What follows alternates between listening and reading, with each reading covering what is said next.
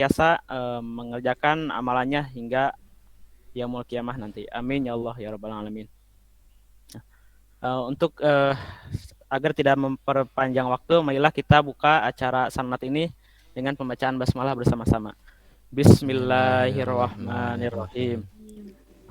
Baik, untuk selanjutnya yaitu penyampaian materi oleh saudara kita yaitu Tomian Syah yang berasal dari NTT. Waktu dan tempat dipersilahkan. Masya Allah. Masya Allah. Bismillahirrahmanirrahim. Assalamualaikum warahmatullahi wabarakatuh. Waalaikumsalam warahmatullahi wabarakatuh. Baik, gimana kabarnya teman-teman semua? Alhamdulillah baik, Kak. Alhamdulillah. Gimana puasanya? Masih lancar? Alhamdulillah lancar. Insya Allah kita harus Lapar. semangat berpuasa. Baik, alhamdulillahirabbil alamin. Innal hamdalillah nahmaduhu wa nasta'inuhu wa nastaghfiruhu wa na'udzu billahi min syururi anfusina wa min sayyiati a'malina may yahdihillahu fala mudhillalah wa ma yudlil fala hadiyalah. Asyhadu an la ilaha illallah wahdahu la syarikalah wa asyhadu anna Muhammadan abduhu wa rasuluhu la nabiyya wa la rasuluhu ba'dah. Amma ba'du.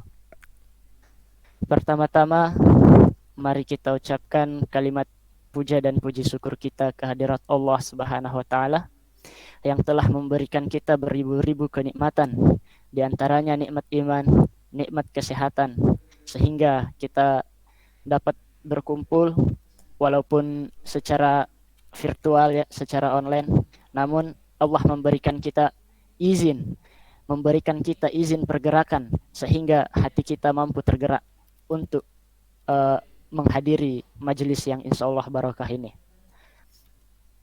Salawat dan salam tak lupa pula kita haturkan kepada Nabi kita, yaitu Nabi akhir zaman, Nabi yang telah membawa keindahan Islam sehingga dapat kita rasakan, dapat kita nikmati betapa indahnya Islam itu sampai saat ini. Baik, tanpa memperpanjang waktu, langsung saja. Mungkin teman-teman semua udah kenal ya. Nah, baik, pada kali ini saya ingin membawakan sebuah materi. Ya, mungkin terkesan dadakan materinya ya. Namun nggak apa-apa. Baik, sebelumnya saya ingin bertanya sama teman-teman. Ada yang mengetahui seorang sahabat yang bernama Sayyidina Sa'ban? Tidak, Kak. Ada? Tidak. Insyaallah. Ya, baik, langsung saja mari kita bersama-sama mengenal siapa Sayyidina Sa'ban. Sayyidina Sa'ban adalah seorang pemuda yang hidup di zaman Rasulullah SAW. Nah, yang berarti dia adalah sahabat Nabi. Baik, dia hidup di zaman Nabi Muhammad SAW. Sayyidina Sa'ban terkenal dengan ibadahnya, terkenal dengan kebaikannya, terkenal dengan seluruh amalan-amalannya. Bahkan Sayyidina Sa'ban salah satu orang yang benar-benar dijamin masuk surga. Dan dia juga yang ketika sakaratul mautnya diperlihatkan seluruh amalan-amalannya. Baik, suatu ketika di bulan Ramadan, seorang pemuda yang taat beribadah, selalu tepat waktu, bahkan sebelum azan subuh berkumandang, ia sudah berada di dalam masjid. Nah, yang lebih uniknya lagi, tempat favorit sahabat tersebut adalah pojok kanan paling depan. Kenapa beliau memilih pojok kanan paling depan? Alasan beliau, karena beliau tidak ingin mengganggu aktivitas sahabat-sahabat lainnya yang ingin beribadah. Nah, sebelum azan subuh berkumandang, dia pun udah nyampai di masjid. Dia melaksanakan sholat 2 rakaat sebelum subuh, sholat tahajud, dan amalan-amalan lainnya. Setelah ia melaksanakan sholat sunnah, ia pun berzikir hingga tibalah waktu sholat subuh, hingga tiba waktu azan subuh. Setelah azan subuh, ia pun ikut jamaah Rasulullah SAW. Ia ikut majelis. Semua amalan-amalan diikutinya. Nah, dan aktivitas itu dilakukannya setiap hari tanpa adanya rasa malas. Namun Masya setiap hari ia selalu semangat. Dia selalu meningkatkan kualitas semangatnya. Singkat cerita, pada suatu hari sahabat tersebut pun tidak datang ke masjid. Hingga azan subuh berkumandang, sahabat itu belum datang. Nah, ketika sahabat itu belum datang, Rasulullah SAW memerintahkan kepada para sahabatnya, wahai sahabatku, janganlah kumandangkan qomat terlebih dahulu. Kenapa wahai Rasulullah SAW? Aku sedang menunggu seseorang. Kata Nabi Muhammad SAW, aku sedang menunggu seseorang. Namun para sahabat bertanya-tanya, siapakah orang yang ditunggu-tunggu itu? Sungguh spesial sahabat itu. Siapakah dia? Namun hingga waktu 15 menit ditunggu, setengah jam, hingga hampir terbit fajar, maka Rasulullah pun berkata, ya udah, kumandangkan iqamat, kita segerakan sholat. Setelah sholat, Rasulullah memulai kajiannya. Hari pertama, Rasulullah berpikir mungkin dia sedang sakit. Kemudian di subuh kedua, hingga azan subuh pun tiba, sahabat itu tak kunjung datang ke masjid. Hingga Rasulullah pun memerintahkan sahabat untuk menahan iqamatnya dulu. Kita tunggu sahabat ini. Namun sahabat itu tidak muncul-muncul. Hingga akhirnya sholat subuh dilaksanakan. Nah, di hari ketiga setelah sholat subuh dilaksanakan, Rasulullah SAW bertanya, wahai para sahabatku, adakah kalian yang mengetahui siapakah seorang pemuda yang setiap harinya dia datang sebelum sholat subuh, namun dan dia duduk di pojok paling kanan selalu berzikir? Adakah kalian yang mengetahui siapa dia? Para sahabat pun bingung, tidak mengenalnya. Siapa pemuda tersebut? Namun ada satu sahabat yang mengangkat tangan. Wahai Rasulullah SAW, sesungguhnya aku mengetahui siapa sahabat itu. Dia adalah Sayyidina Sa'ban. Kemudian Rasulullah bertanya, apakah engkau mengetahui di mana rumahnya? Iya Rasulullah, sesungguhnya aku mengetahui di mana rumahnya. Aku juga mengetahui siapa keluarganya. Baiklah, kalau begitu setelah kajian kita akan bergegas ke rumahnya. Kita akan melihatnya, apa yang terjadi kepadanya sehingga dia tidak melaksanakan sholat subuh berjamaah bareng kita 3 hari ini. Kemudian Rasulullah melanjut kajiannya. Setelah kajian, Rasulullah SAW mulai mendatangi rumah sahabat tersebut. Di dalam perjalanan itu dikisahkan bahwasanya ketika Rasulullah berangkat sesudah sholat subuh dan beliau nyampai di rumah sahabat yang bernama Sayyidina Sa'ban, yaitu di mana waktu adalah waktu sebagus-bagusnya untuk melaksanakan sholat duha.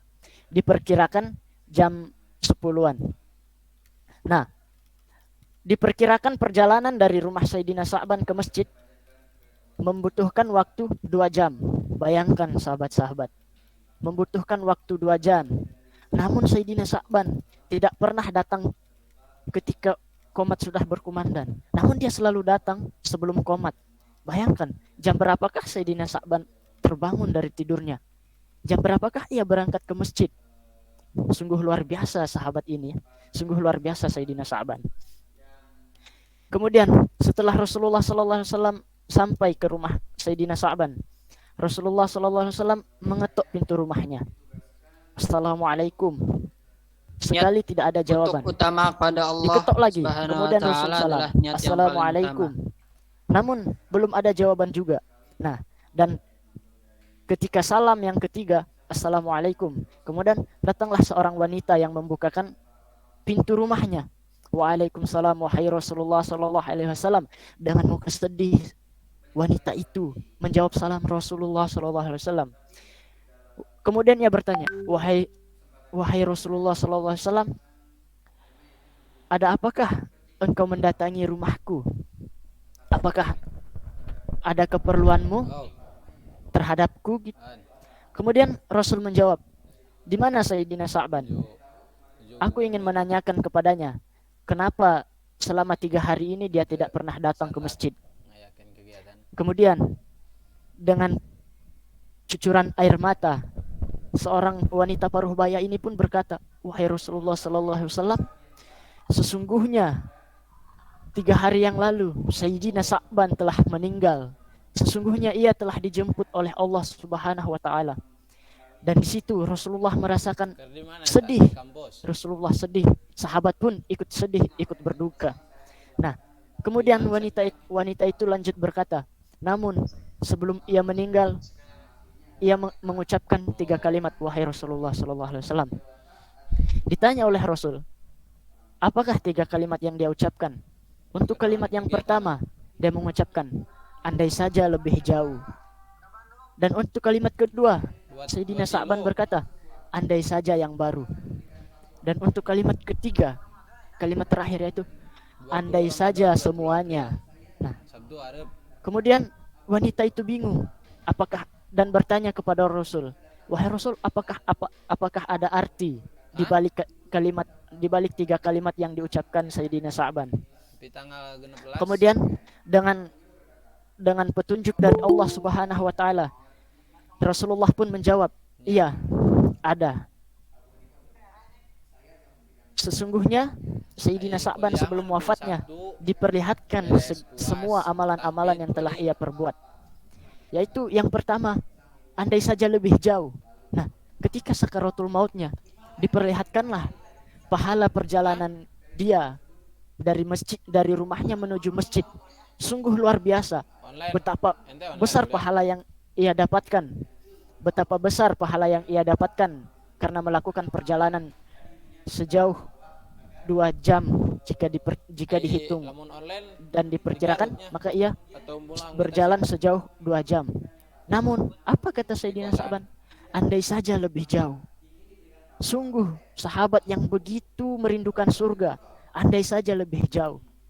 Kalau kita gimana? Masjid dekat, kita pingin lebih dekat lagi. Masjid enggak nyampe sejam perjalanan, kita pingin 5 menit. Bahkan udah dikasih masjid yang dekat 5 menit perjalanan, kita masih menginginkan, kita masih malas-malasan untuk datang ke masjid. Astagfirullahalazim. Semoga kita dihindarkan dari rasa malas. Nah, untuk kalimat yang kedua, andai saja yang baru. Pada waktu itu di musim dingin, Sayyidina Sa'ban berjalan menuju masjid. Ia berjalan. Dan di tengah perjalanan, dia melihat seorang kakek-kakek tua renta yang hampir mati kedinginan. Karena pada waktu itu musim dingin. Nah, di musim dingin itu Sayyidina Sa'ban menggunakan 2 lapis kain, yaitu 2 lapis baju gitu. Nah, di lapis pertama yang dalam, Sayyidina Sa'ban menggunakan baju baru, baju yang sangat bagus. Dan di lapisan yang luarnya, dia menggunakan baju yang sudah lama, baju yang biasa-biasa aja. Dengan alasan, jika baju yang luarnya terkena najis, maka baju dalamnya aman. Nah, kemudian ia berjalan dan bertemu dengan seorang kakek-kakek yang tua renta. Dia pun menolong kakek itu dan memberikan sehelai baju yang ia miliki. Dan yang dia berikan adalah baju yang sudah lama, yaitu baju yang di lapisan luarnya, baju yang udah lama. Nah, kemudian Allah memperlihatkan pahala karena ia telah menolong kakek-kakek itu, karena ia telah menolong nyawa seorang kakek-kakek itu. Dan ia pun menyesal kenapa dia tidak memberikan yang lebih yang baru. Seandainya dia memberikan yang baru, maka pahalanya akan berlipat-lipat ganda lagi. Masya Allah. Itulah hati sahabat, seorang hati sahabat yang dekat dengan Allah Subhanahu wa taala. Kenapa memberikan baju atau barang yang paling kita sayangi, yang paling kita sukai adalah sebagus-bagusnya pemberian? Karena di situ kita bergelut dengan hati kita melawan rasa nafsu kita.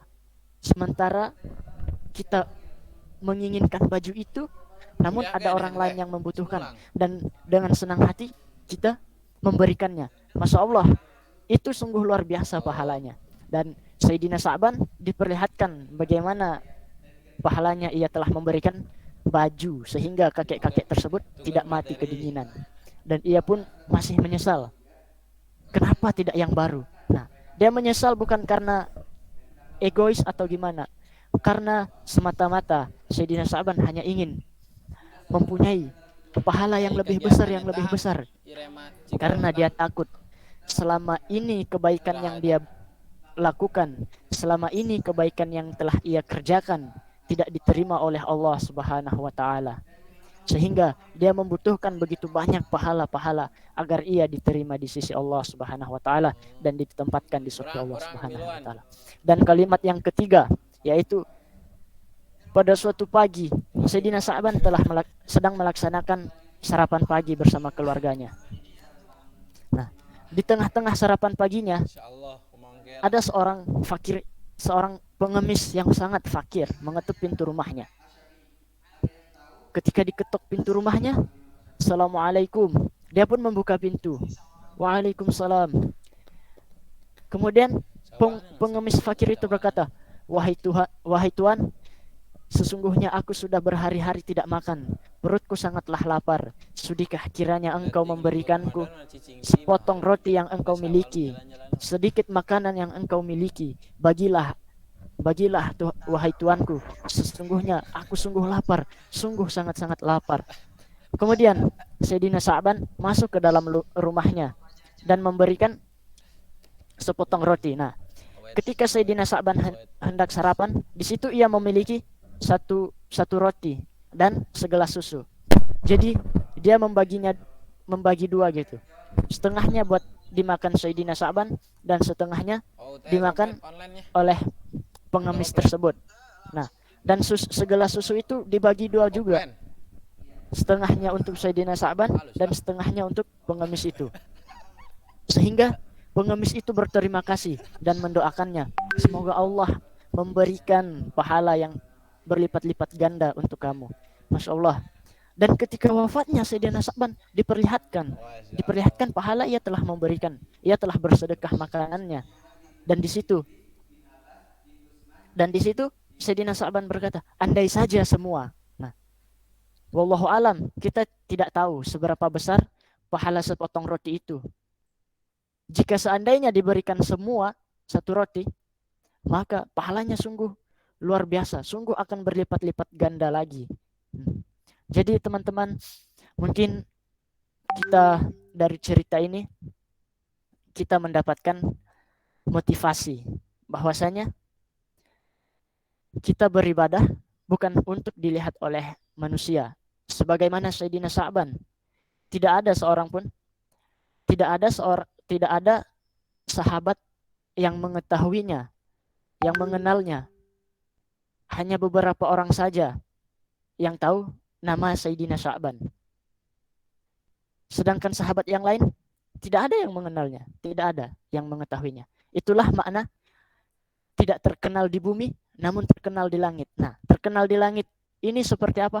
Allah yang mengenalnya, malaikat yang mengenalnya. Sehingga setiap langkahnya didoakan oleh Allah Subhanahu wa taala. Selalu didoakan, dirahmati oleh Allah Subhanahu wa taala, dilindungi oleh para malaikat-malaikat Allah Subhanahu wa taala. Inilah sebaik-baiknya orang. Nah, mungkin itu cerita yang dapat saya sampaikan. Mungkin dari teman-teman ada yang ingin bertanya atau menambahkan, silahkan.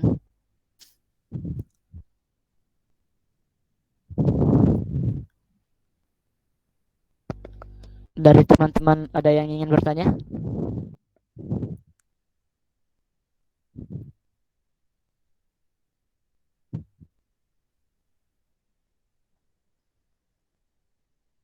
Ada yang mau nanya? Dan Yo, siapa yang mau bertanya?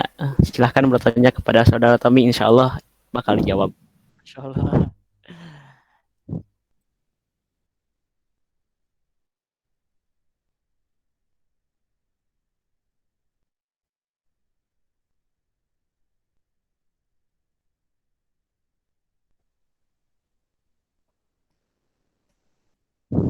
Enggak ada yang bertanya? Kalau nggak ada yang bertanya, insya Allah saya yang ingin bertanya sama teman-teman semua.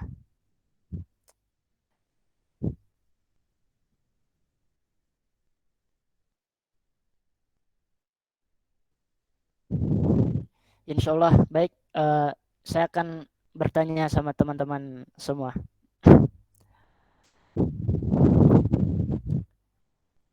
Coba Kak Ridwan. Nggak ada? Masya Allah. Ini kayaknya pada tidur semua ini. Enggak, Kak, enggak.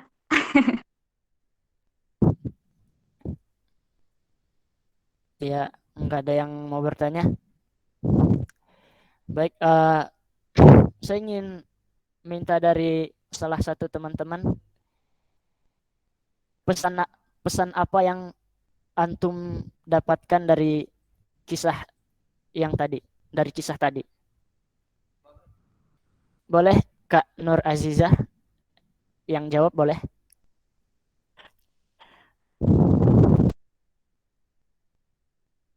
Yang lain aja, Kak. Masya Allah, yang lainnya pada tidur ya.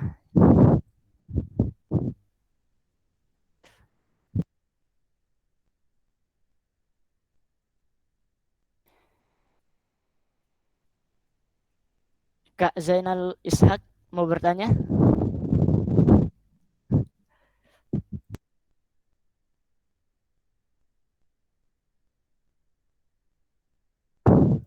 Ya baik, kalau nggak ada yang bertanya, ya mungkin sekian materi dari saya. Lebih dan kurangnya mohon maaf. Ya semoga keberkahan selalu diberikan oleh Allah Subhanahu wa taala kepada kita.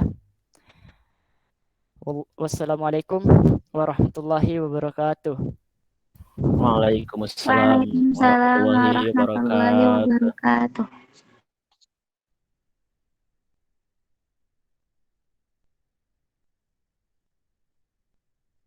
Moderator, silahkan.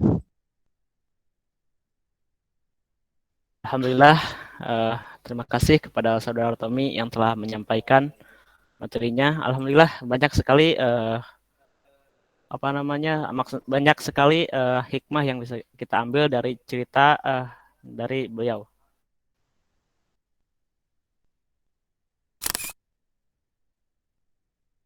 Baiklah, ada yang mau bertanya sekali lagi dari teman-teman sebelum kita tutup acara ini.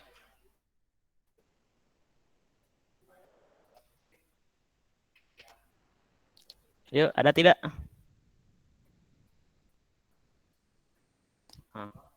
Kak, izin bertanya. Oke, silahkan.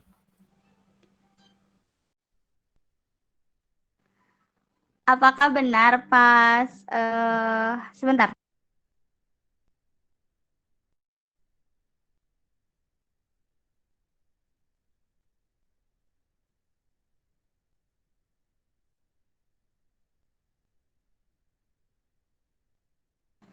Apakah benar Sayyidina Syaban itu ketika mengalami syakaratul maut itu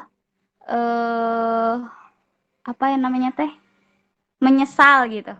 Nah, apa penyebabnya gitu? Tadi kurang perhatikan soalnya. Oh ya, silakan kepada saudara Tomiansyah untuk menjawab pertanyaan dari saudari Nur Azizah. Ya baik, terima kasih atas pertanyaannya. Yang perlu digarisbawahi di sini, Sayyidina Sa'ban ini apa ya, kayak nggak menyesal. Beliau itu nggak menyesal. Nah, ketika sakaratul mautnya, di situ diperlihatkan pahalanya karena telah melakukan kebaikan-kebaikan. Diperlihatkan ketika dia berjalan ke masjid, pahala ketika dia berjalan ke masjid diperlihatkan. Pahala ketika dia memberikan sehelai kain kepada pengemis diperlihatkan. Dan ketika ia memberikan sepotong roti pun pahalanya diperlihatkan. Nah, di situ dia tidak menyesal, akan tetapi dia kayak ingin lebih, dia menginginkan lebih, kan? Seandainya yang baru, seandainya lebih jauh, seandainya semua gitu. Nah, jadi dia tuh nggak menyesali atas pahala yang telah diberikan oleh Allah Subhanahu wa taala. Namun dia ingin melebihkan. Dia gimana ya? Kayak berandai-andai gitu. Seandainya saya memberikan yang baru, pasti pahalanya lebih besar dari ini. Seandainya saya memberikan semua rotinya, maka pasti pahalanya melebihi dari ini. Seandainya perjalanan dari rumah saya ke masjid lebih jauh lagi, maka pahala saya pasti melebihi dari ini.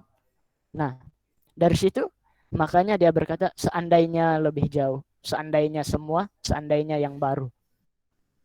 Gitu. Karena ya seperti kita juga kan, ketika kita misalnya diperlihatkan gitu kan hasil dari kebaikan kita, pasti kita ingin lebih baik lagi gitu, ingin kebaikan kita itu yang maksimal gitu. Nah, begitu pula dengan Sayyidina Sa'ban. Ya, mungkin segitu, semoga bisa dimengerti. Baik, terima kasih Kak. Ya, sama-sama. Oke, baik. Dari teman-teman, ada yang mau bertanya lagi? Silahkan.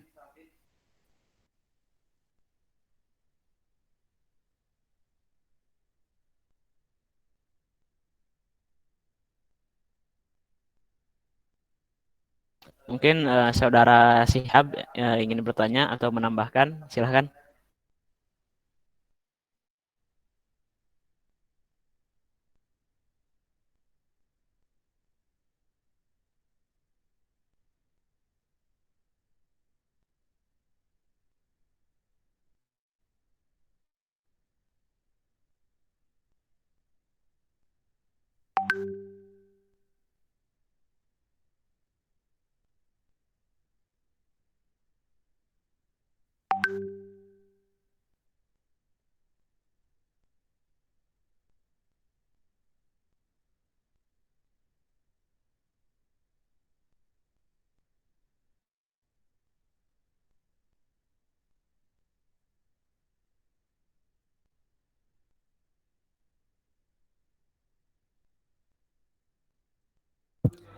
Mohon maaf, suaranya kurang jelas, Kak Sihab.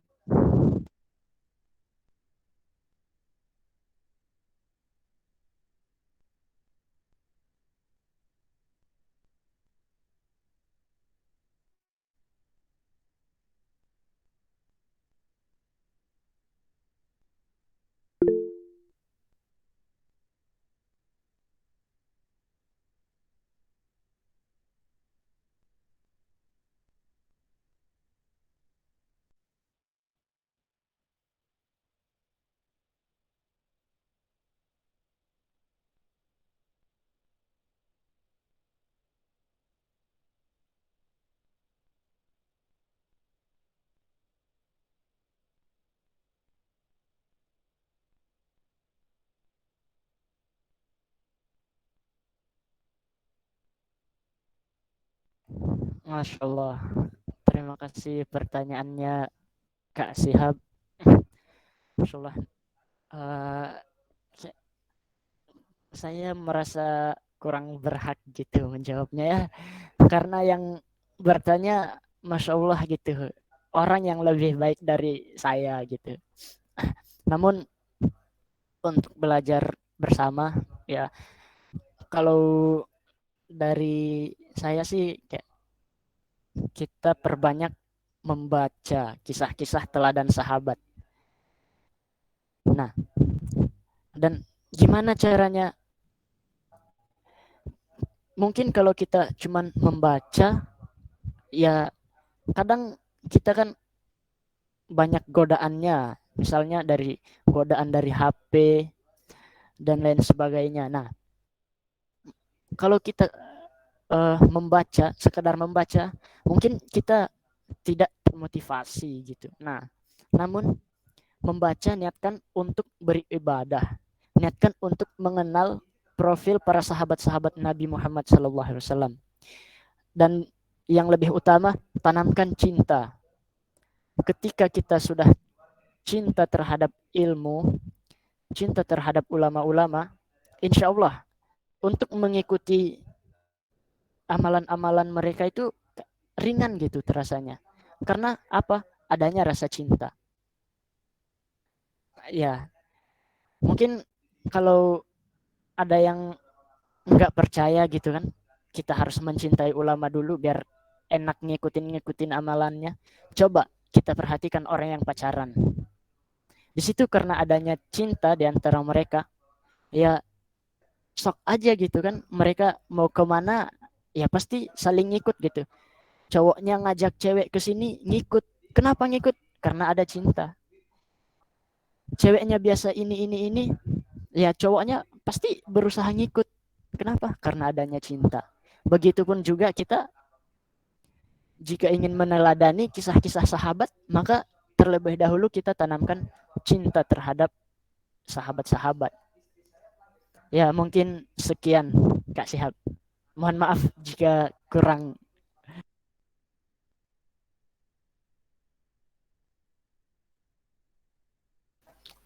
Baiklah, bila ada yang mau bertanya lagi, satu orang lagi, barangkali.